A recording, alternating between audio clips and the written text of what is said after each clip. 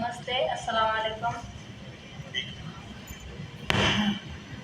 तो जो हमारी है trade union Sindh agriculture general workers union federation है, जो सिंध लेवल पे काम कर रही हूँ, जो खेतों में औरतें काम कर रही है उसके मसाइल पे बात करती हूँ आज।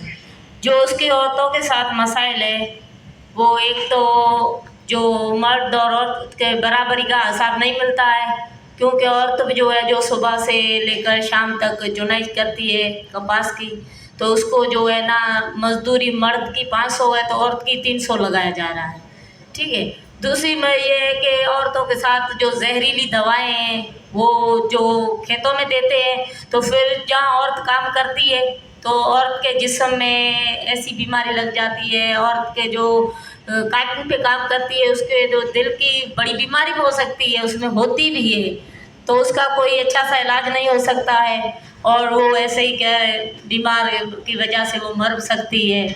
और ऐसे बहुत से मसाइल है औरत के साथ, जो काटन पे काम करती है, गंदम का काम करती है, प्याज का काम करती है गर्मियों में और सर्दी में, तो उसके साथ होता है। और दूसरी बात ये है कि जो औरत अपने बच्चों के लिए जो करती है, खाना पकाती है और घर में जो बच्चों के लिए काम करती है, तो वो सुबह से लेकर वो चुनाई करती है, शाम को आती है, जो जैसे बच्चे को लेती है तो उसमें से क्या कि बच्चे को कोई ऐसी बीमारी लग सकती है और होती भी है। इसकी वजह से वो अपने बच्चों को जो तालीम बच्ची नहीं दे सकती है गुर्बत के हिसाब से, क्योंकि उसकी जो दिन ब दिन जो महंगाई बढ़ रही है और जो काम मजदूरी है उसका रेट तो दिन ब दिन बना थोड़ा हो जाता है, क्योंकि ज़्यादा रेट है महंगाई का और मजदूरी है जो थोड़ी है। कि काटन का अभी तो रेट हो गया है भाई 1500 और 15,000 रुपया मन हो गया है, लेकिन चुनाई की 300 रुपया ही मन चलती है। ये क्यों होता है? ये बहुत मसला है औरत के साथ। तो ये बताएं कि जब आप उनको इकट्ठा करते हैं और आप निकलते हैं एहतजाज करते हैं तो उससे कुछ फ़ायदा होता है?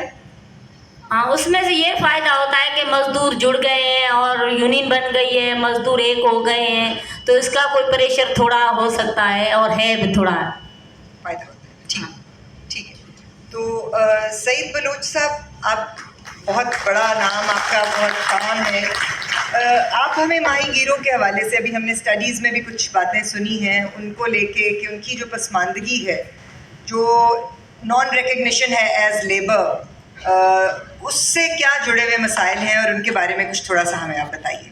बहुत शुक्रिया। एक तो generally human rights commission of Pakistan का शुक्रिया, क्योंकि ये माहीगीरी का जो शोबा है वो अक्सर नज़रअंदाज किया जाता है। उस पर स्टडी इस मुल्क के जो सोचने वाले पॉलिसी मेकर हैं शायद उनको इस जानिब मबजूल कराए कि हाँ भाई माहीगीरों का भी इस सिस्टम में कोई हिस्सा है, और अगर वो काम करते हैं तो लाजमी है कि वो माहीगीर हैं, तो उनको जो मजदूरी की जो हैसियत है कानून के हिसाब से उसको क्यों नहीं मिलता और क्यों नहीं दिया जाता।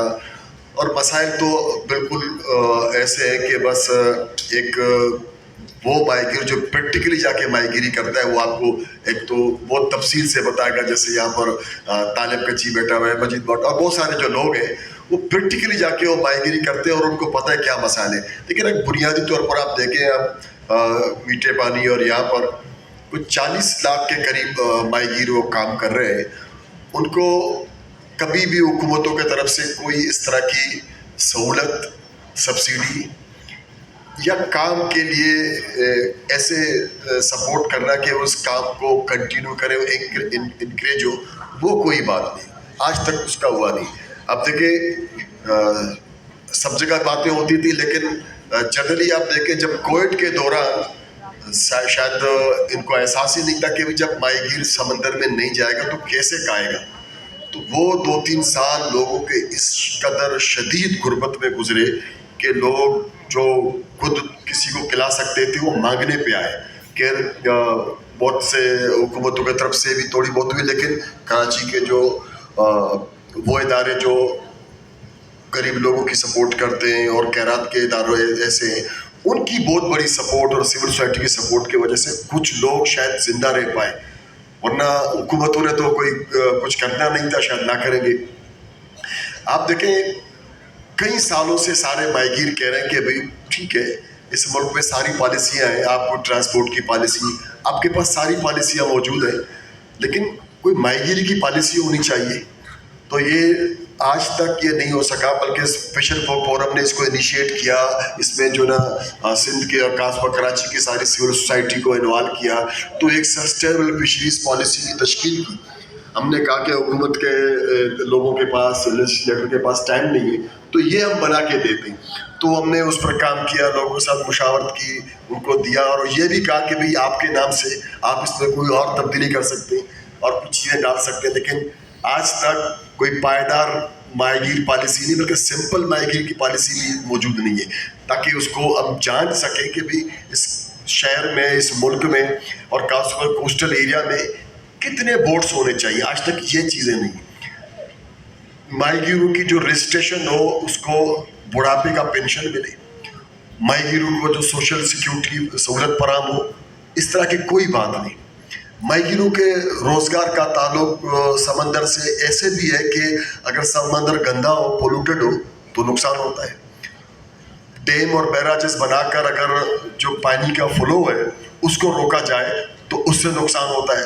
तो इस टाइप की जो चीज़ें हैं उस पर किसी तरह से कोई पॉलिसी बननी चाहिए, और ये नहीं है, और ये माहीगीरों का बहुत अरसे से डिमांड है।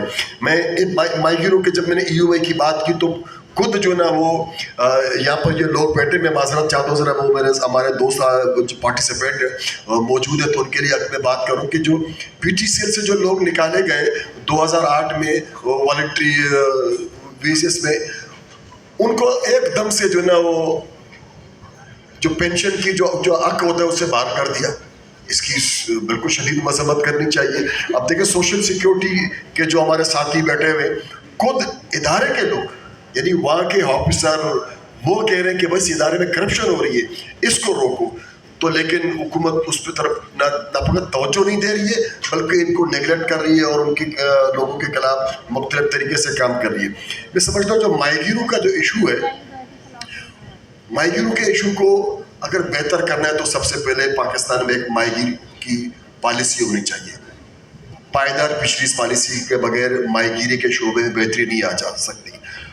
18वीं तरमीम के बाद ये ज़रूरी हो गया है कि जो बोट की रजिस्ट्रेशन है वो सिंध का महकमा फिशरीज करे। अभी भी बोट की जो रजिस्ट्रेशन है वो मेरी मर्केंटाइल के पास है, जो कि नहीं होना चाहिए।